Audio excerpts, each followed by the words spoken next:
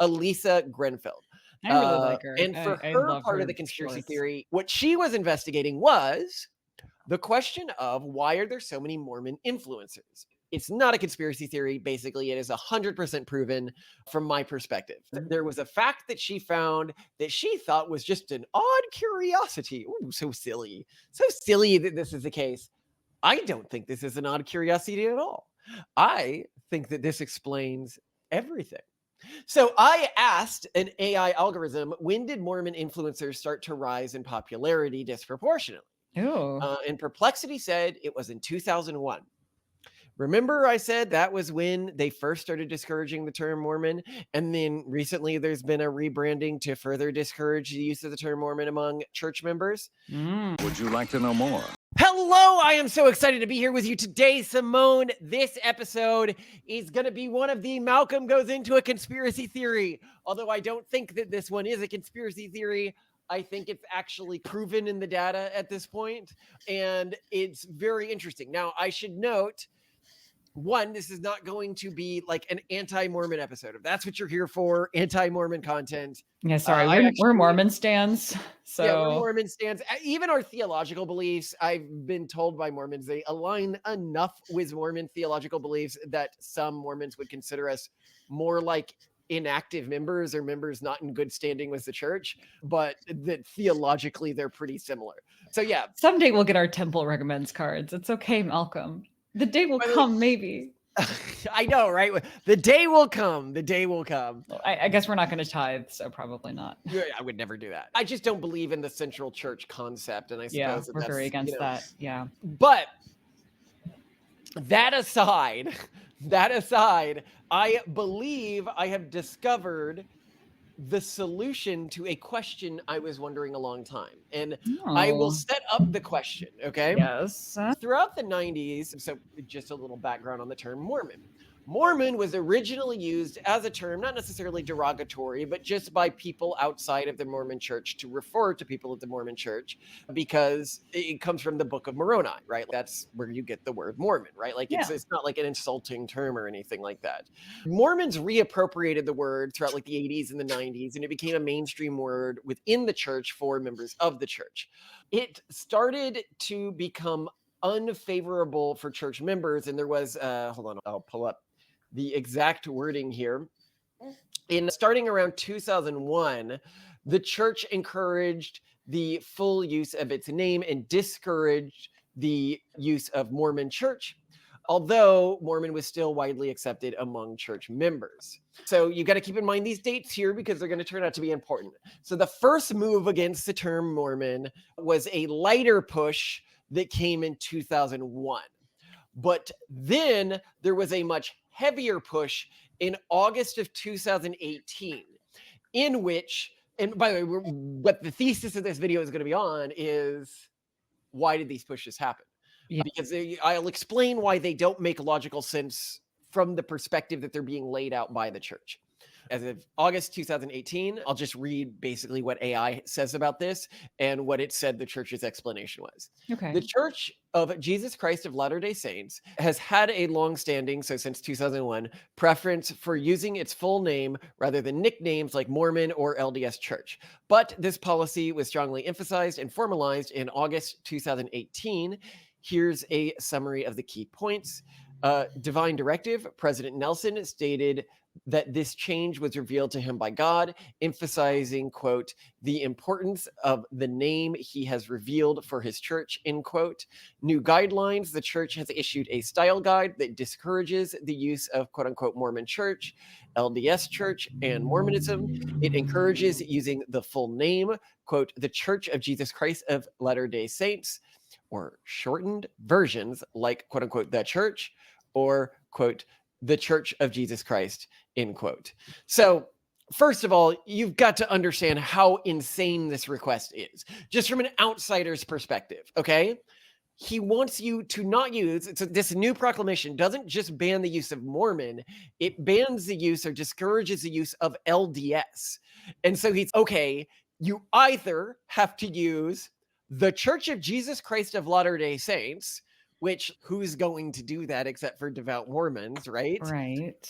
Or shortened versions, the church, are the Church of Jesus Christ.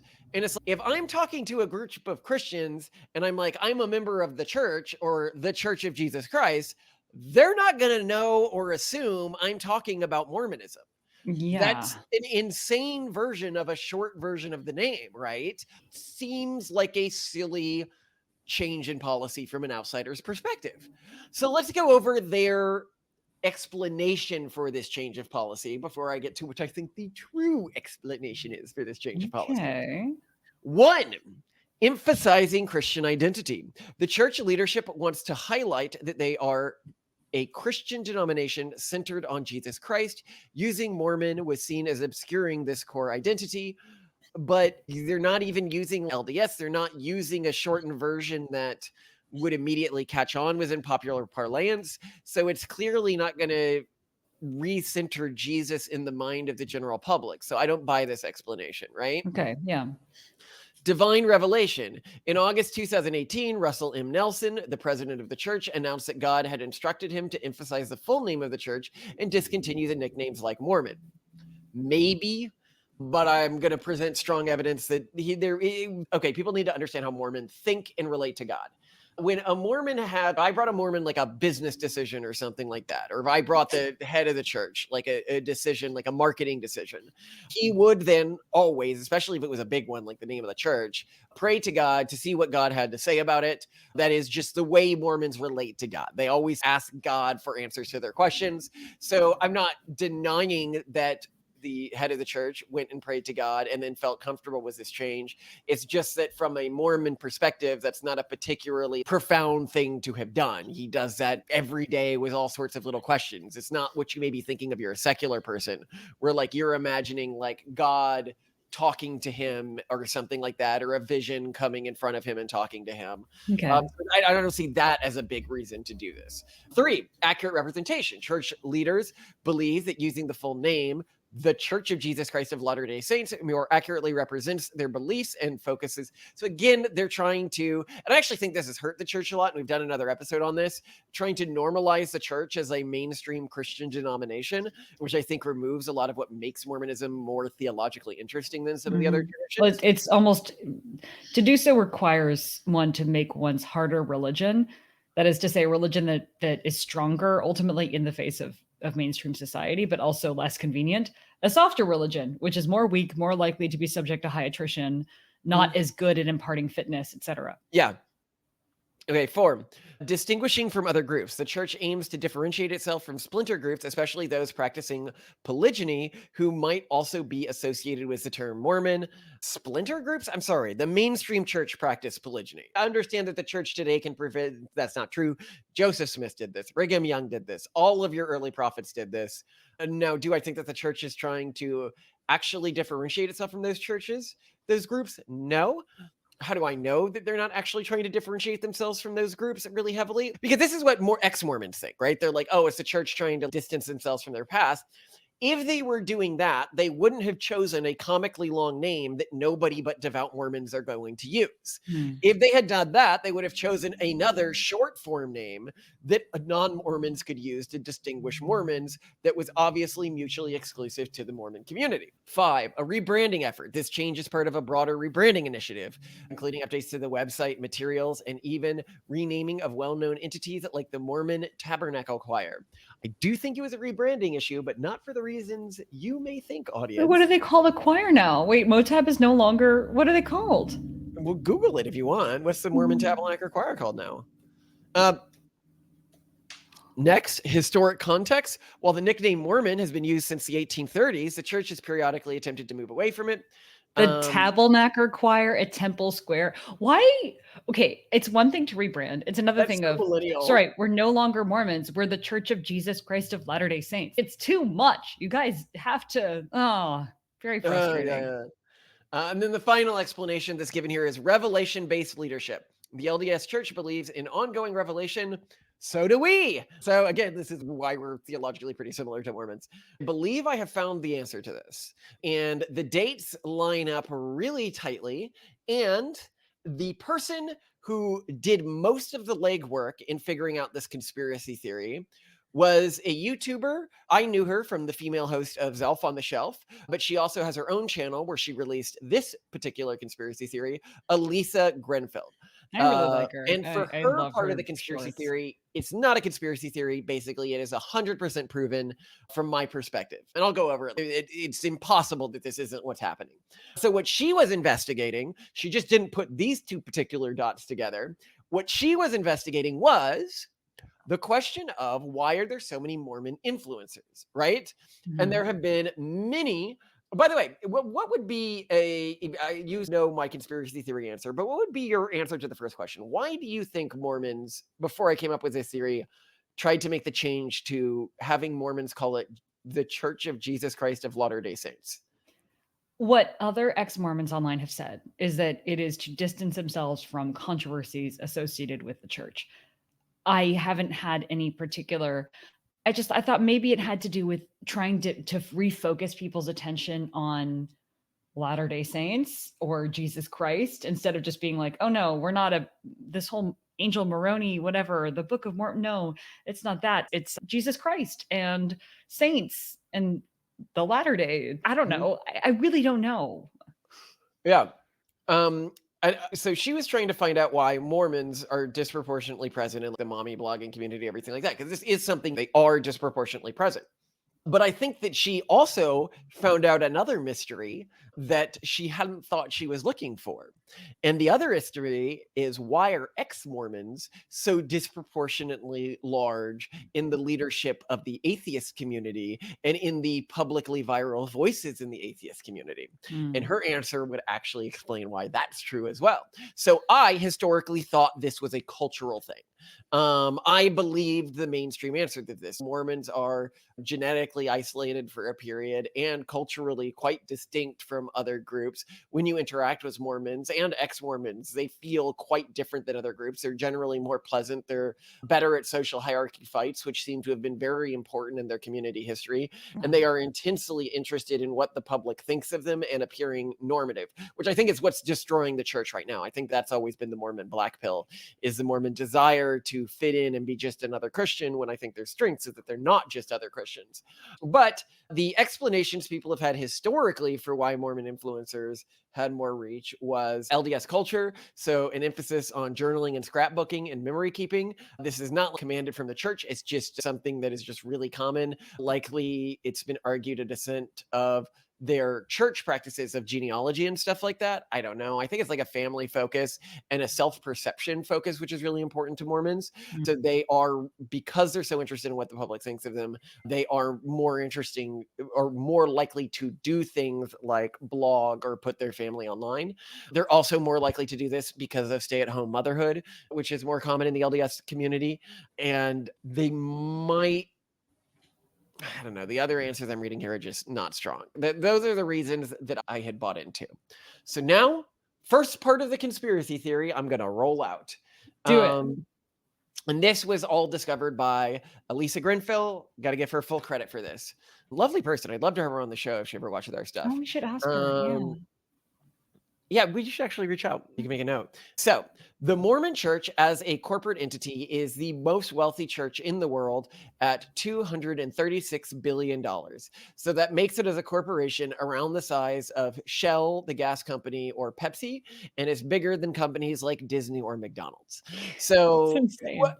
you got to keep in mind that Mormons tithe 10% of their income, which is more than other religions. And there's also more devout Mormons. It's a proportion of the Mormon population than there are of many other religions. And for a body of that size, they're going to be doing marketing. So, like, how much marketing are they probably doing? If we compare them to a company like Pepsi, they'd be putting in 3 billion to 3.5 billion on ads a year. Historically, what the Mormon church had done, Wait, billion with a B. yeah, I believe they're spending at least 3 billion on ads a year. Holy smokes. And it makes sense for them. Every member they get outside of their religious motivation is a 10% tithe payer. That's huge. from a church perspective.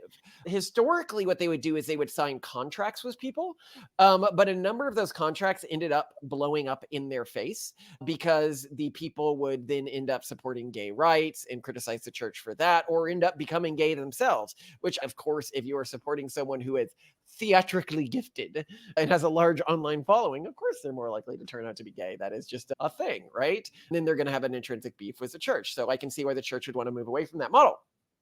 So here you've got a mystery. How is the church advertising these days? We don't know. The church doesn't release this data. Now we're going to talk a little about the world of online advertising. Both Simone and I. Simone used to be the director of marketing of Hub Pages, which was at a time the 45th highest trafficked website in the United States, and then bought by Squidoo. And Hub Pages acquired Squidoo. Thank you very much. Let's just make that clear. Sorry. Mhm. So you were quite an expert. I think we still have some people from your Hub Pages days who watch us even now. She was a meme in that community, and they created your image and memes and stuff. And you've been internet famous for a very long time. But you helped a lot of them earn money. But people who don't know what Hub Pages did, what they did as a company is you could publish articles to them and make money. It was like we taught people how to write content online that actually people were searching for. So instead of blogging about your life or writing poetry, for example, my top performing articles for some time were how to get rid of raccoons and how to kiss a boy, which was ironic because I just Googled it myself. Kissed a boy and you wrote an article I on kissed a boy. I kissed one boy. So before me, she has one boy who she kissed. One boy. I love that. That is so the early internet. No. So like the trick to it was you would do some keyword research on Google. Basically, if there was some search that got a lot of volume, but the results were really bad, writing an article on this platform meant you got a lot of search volume, and then you'd get a lot of searches. And so that's how we taught people to make money. But yes, sir, but certainly we learned about online ads. One issue that we had on the website, and this will help to explain your point you're going to make, is that people would constantly try to write articles on subjects that had very high paying ads. So a lot of people, they wanted to talk about celebrity gossip and entertainment and write articles like that. My job as their director of marketing and managing their community was to try to dissuade people from doing that because that did not generate revenue for them or for the company. Instead, we wanted them to write about much more productive segments that had higher paying ads. So personal finance is an example, cars is an example. Sometimes things like pets was a good example. One of the most high profiting authors on the site at the time that I was working there actually wrote dog food reviews, and we were all pretty sure that she tried the dog food because she kept talking about like the flavor profiles of it. She made a lot of money eating with dog food, right? Yeah, there's this term in Silicon Valley, at least there was at the time, of actually dog fooding, like testing your own product, and she like literally dog fooded, which is great. But anyway, so the point was like the holy grail of online subjects at the time. Do you know what it was in terms of high ad revenue? In terms of money online? No, mesothelioma. It's the type of cancer that results from exposure to asbestos. And at the time, perhaps like because law firms were trying to do class action suits against it, for whatever reason, ads related to mesothelioma were incredibly high paying. One click on that could sometimes be like over $100 or something. So you'd really want to write an article about it that people searched for because it was really high. People writing about electronics too, really successful. People would park on the names of future iPhones so that when the search volume for those would actually go up, they'd have these very detailed, amazing position for SEO articles just waiting for once that search volume was there. And then all the ads would be for electronics stores selling the iPhone, and then they make money. So anyway, this would explain part of your theory. Note there. Okay, so CPM is cost per 1,000 views, okay? Mm-hmm. And that's what you make off of an ad for 1,000 views. And you can look this up. This is public. So an example of an extremely high CPM thing would be Nubank. Or mesothelioma, or buy a car. Yeah, if it's a new bank, you're going to get $25.30 per 1,000 views. Just pretty good, yeah. And here on the screen, I have put the CPMs for YouTube niches in 2023. Make money online is $13.52. Digital marketing is $12.42. Finance and investing is $12.25. If you look at something like cars, which Simone said was on the higher end, that's $4.23. Things have really changed since I then you get down to lower end things like lifestyle, $3.47, fashion and clothing, $3.13, entertainment, $2.75. Tech and gadgets, by the way, is really low now at only $2.39. That's so interesting. I wonder what's changed. And cooking's at $2.50. I think a And lot of this also depends on how you're making money. So this is CPMs, but most people who are making money on selling clothing, cooking gadgets, etc. online are making money through Amazon affiliate links or something similar, where you like literally get rewarded when someone buys after clicking through to your link yeah. that you actually put in there. So anyway, there are different ways to do this, but back to So anyway, CPMs. if you're a Catholic, the term Catholic, so let's compare some other religious terms here, right? Mhm. The CPM is 358. Baptist, it's 126. Jehovah's Witnesses, it's 464. So these are all about what I would expect, right? Mormon, 1421. Mormon Wow. missionaries, 3181. 3181. To give you an idea of how insane that is, Gosh. Mormon missionaries is significantly higher than New Bank, okay, in terms of how much somebody's willing to pay to that. Literally the highest on the chart of profitable YouTube niches is Make Money Online, which is 1352. The Mormon church, just plain Mormon church, is significantly above that. And Mormon missionaries is more than double that. Incredible. The amount of money that you would have to pour in to ads in this space to get the numbers that high is billions, at least, given the number of Mormon content creators.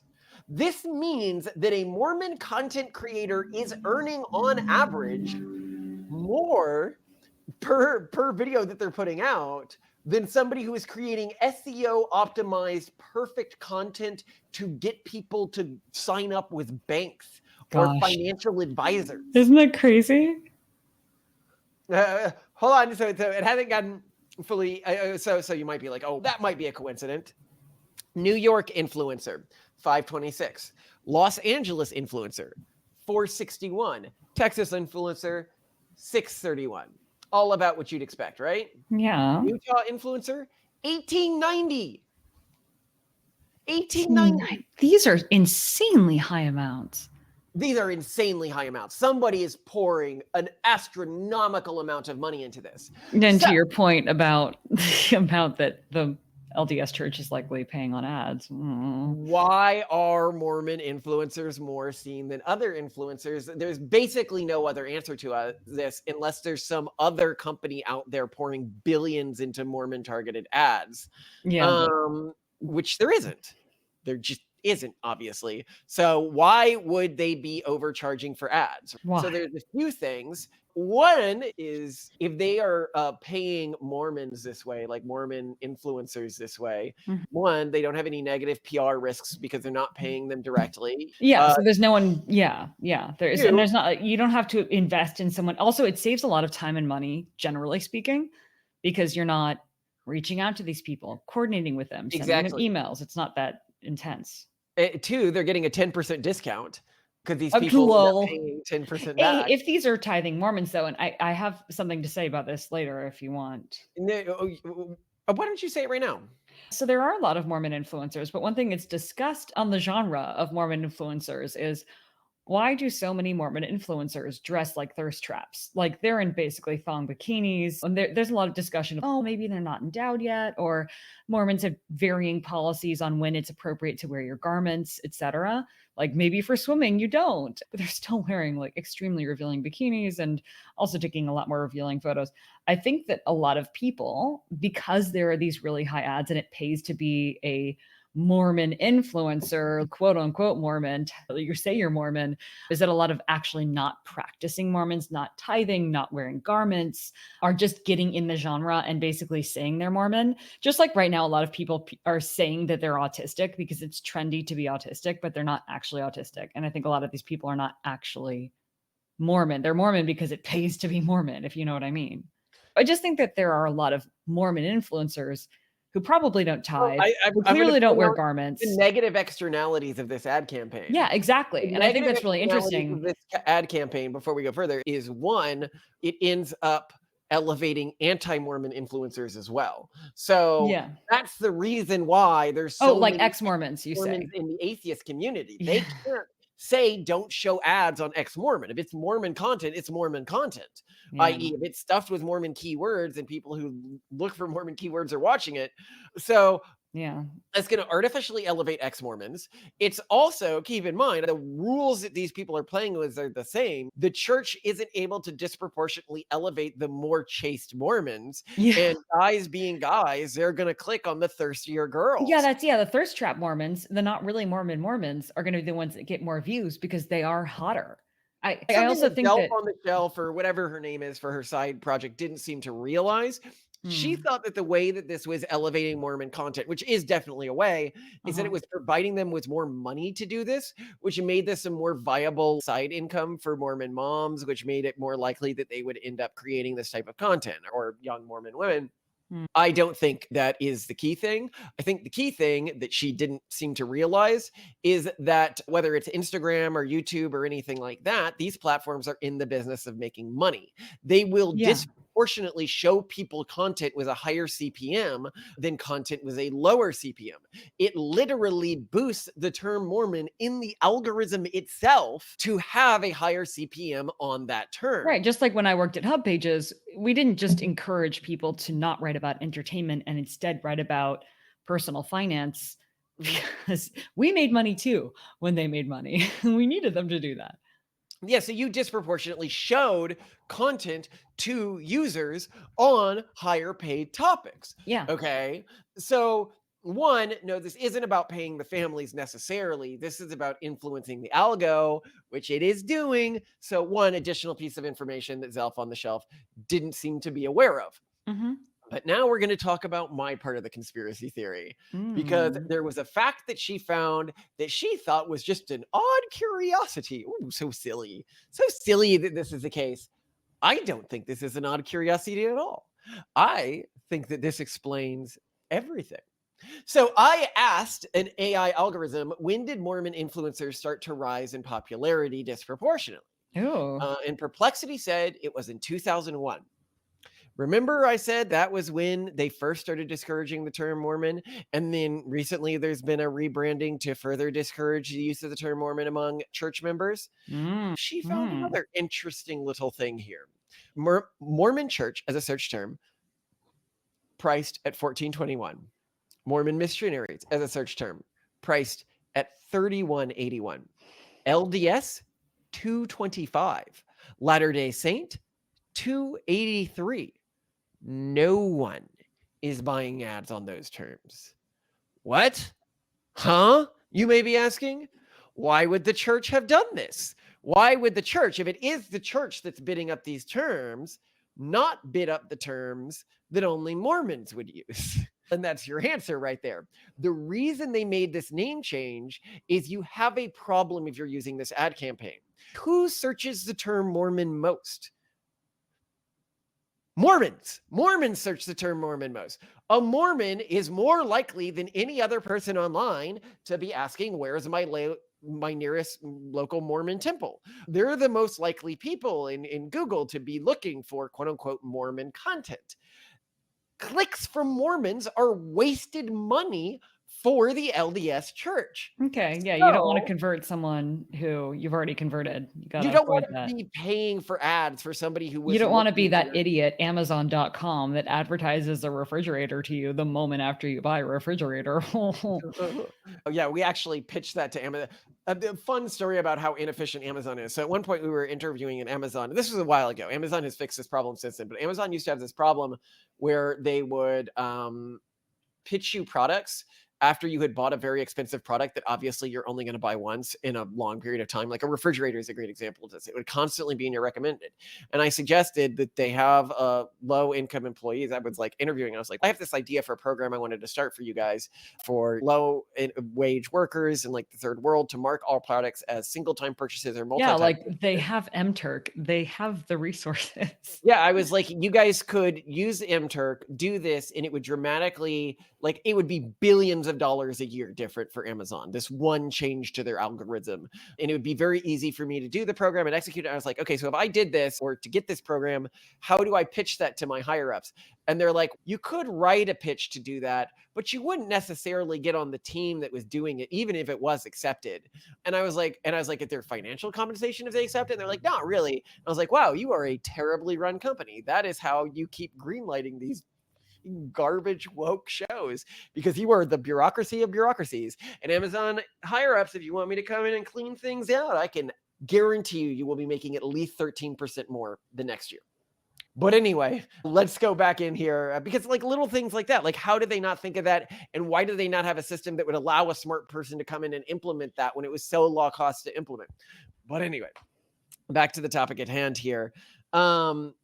The problem that you have if you're one of these organizations is that people who are already bought in, who are already tithing, are clicking these search terms more than any other group. So you're just wasting tons of money. Fair. Well, what's the best way to get around that?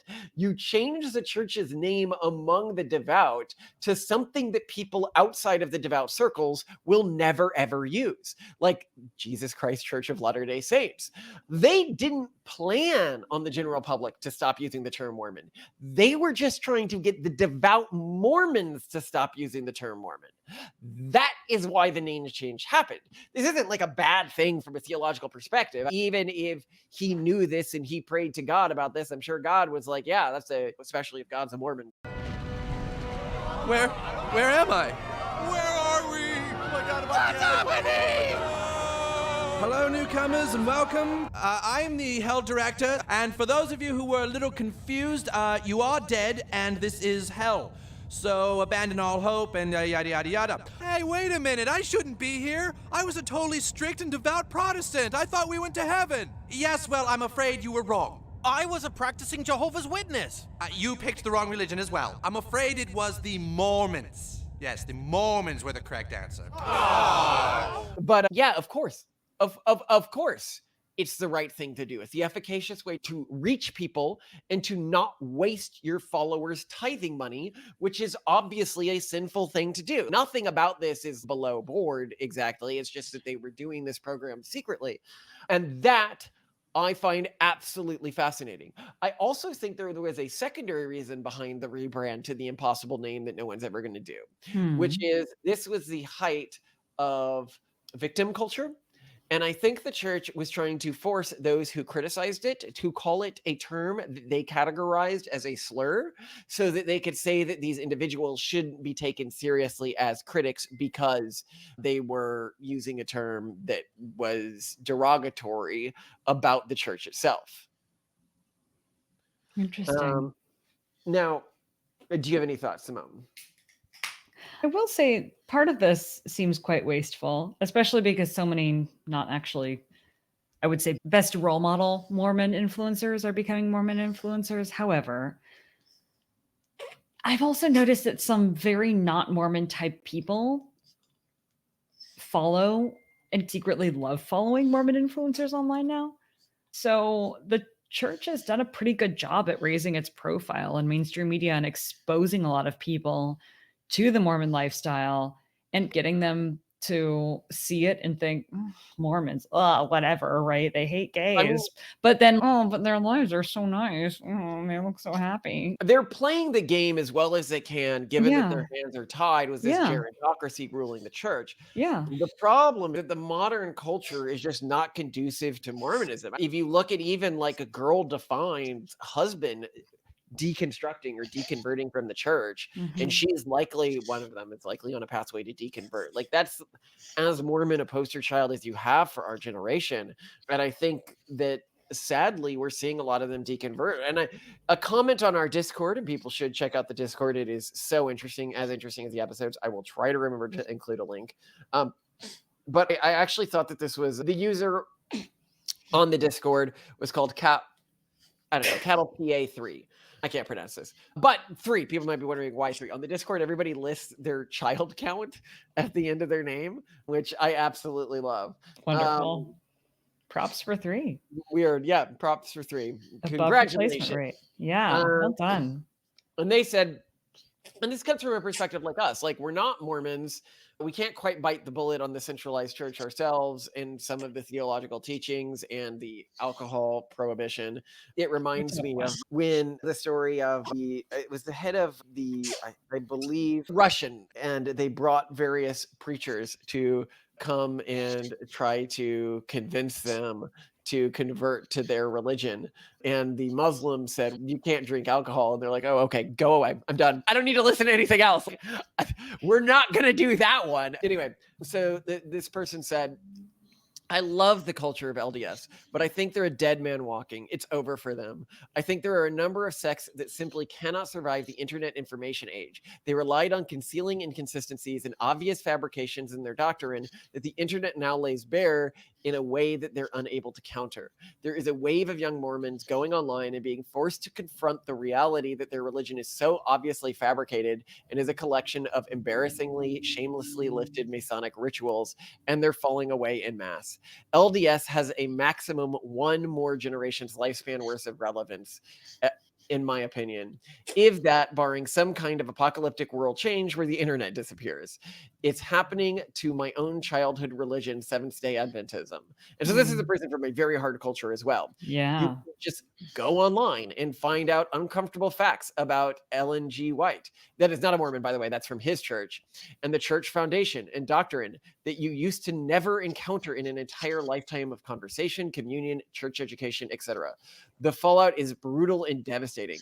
This could be an interesting podcast topic for Malcolm. In the way belief systems medically evolved but didn't have selective pressures to survive the information age and are currently smashing into the squared circle, or I think he means a cube into a squared circle. And I think that is really what's happening within Mormonism now. It's a culture that was a very well evolved culture. It was a very emotionally healthy culture. When I look at Mormons, they seem to be just delightful people, even ex-Mormons. As I say, if you grow up in a religion, you get most of the benefits of that religion, even if you deconvert. Your kids are the ones who are really going to suffer for your deconversion. But Mormonism, as it is often presented to practitioners and outsiders, i.e., I call it South Park Mormonism, which is a pretty good example of what your average Mormon normie thinks is not a compelling religion in the information age. Just too many inconsistencies. Joseph Smith did too many horrible things, and Mormons are still required to uplift these individuals. How does the Mormon church get around it? I think they can. The fact that our belief system is considered nominally Mormon by many people, you need to accept a few things. You need to go with the David defense. What I mean is David of David and Goliath, David of David and Bathsheba, was a complete douche canoe, but he was still favored by God. You can go to the David and Bathsheba story for a story of his supreme douchiness. Being a horrible dog poop human being doesn't mean that you aren't a prophet of God. The problem is Mormons won't say that about Joseph Smith, which I think is the kind of pill they need to bite in order to get through the information age. Just be like, hey, King David, right? That gets you through that. Second is they need to embrace their weirdness, stop trying to be a normal Christian church. That's what's interesting about them. That's what protects them. The more they try to be normal Christians, the more they lose what makes Mormonism special and different, which I think is just a huge strategic problem for them. And the final difference is they need to get much more comfortable with because when I talk to Mormons who are like very theologically compelling, they are the extreme Mormon nerds, right? Yeah. Orson Pratt guys, all right, like the people who love church history and studying it and the theology, because actual Mormon theology is pretty sophisticated and interesting. The problem is, and I actually think this is the broader problem for Mormonism, is Mormonism, if you're talking about like the intelligence level of the kings within Mormonism, you know how you develop society into like kings, knights? And knights, yeah. Like the consequentialists, the people who really study everything, who need to be very high IQ, high personal agency. Mormonism doesn't shed the high IQ kings. But the deontological form of Mormonism, which is for the lower IQ people, it is very bad at the information age, so long as it presents itself as a form of mainstream Christianity. It's not a form of mainstream Christianity, and it doesn't provide good answers to these. And so I think that elevating what I call almost like the secret Mormon theology, the Mormon theology that like all the church nerds know, to being the mainstream theology that's taught at the pulpit, That is how Mormonism gets through this. It'll deal with a huge flow out when it starts doing this, when it starts embracing all the weird stuff that's actually theologically part of Mormonism, but it will keep those members, and those members will be higher fertility and they will be higher fastidiousness. But it's very, I don't know if Mormonism could do this because it's so against the Mormon spirit, I would say, to say we are weird and we are proud of that, when it is their biggest strengths. I don't know if you had any final thoughts here on this particular post, but I thought it was really powerful for me. Yeah, that is powerful. The Discord's so freaking good, right? Yeah, right? But yeah, I wish it can never happen, because a big part of the Mormon religion is that it makes, I don't know how it achieved this, but it makes weirdness feel so normative that it almost feels more normal than mainstream culture, if that makes sense. Yeah, that does make sense. It feels they've given it this Disney aesthetic, this Main Street USA aesthetic, even though it's pretty freaking weird when you actually look at it or think about it. And I think it's very impressive that the church has done that, but that means that they obviously cannot take certain stances that would give it some strength, especially in these times. Yeah, I think you're right.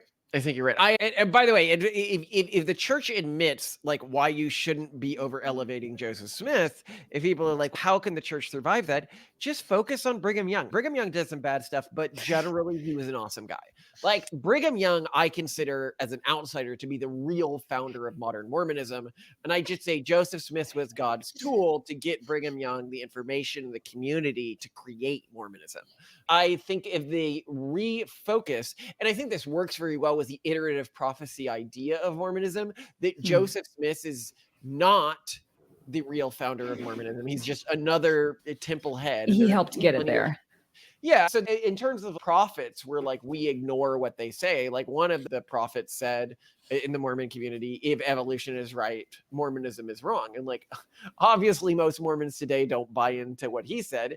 It's very easy. Mormonism has within it to discount when particular prophets make mistakes or do bad things. That's not key to the tradition. As I said, the Abrahamic tradition has within its tool set the David story, makes it very easy to do this. I just refocus attention on Brigham Young and the community of intellectuals of the Brigham Young period. So you're not just focused on Brigham Young like one uncorruptible person, but it's more like a community of geniuses, very much like the American founding story.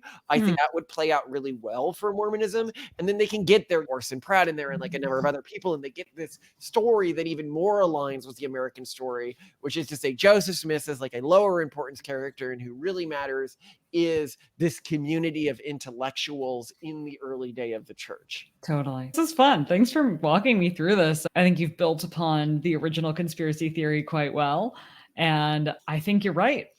And I love it. I'm never going to look at a Mormon influencer the same way again.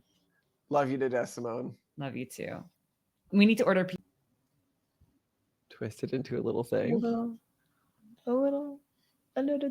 A doopity doo. Yeah. Oh my God, you are so gay. I don't know what to say. It's cuter that way. Everyone knows. And doopity doo is a technical term. Just so you know. Just so you know. Okay. So this episode is going to be very interesting. I will get started here. This is one that a lot of research went into. And I should note, sorry, I'll just restart on this.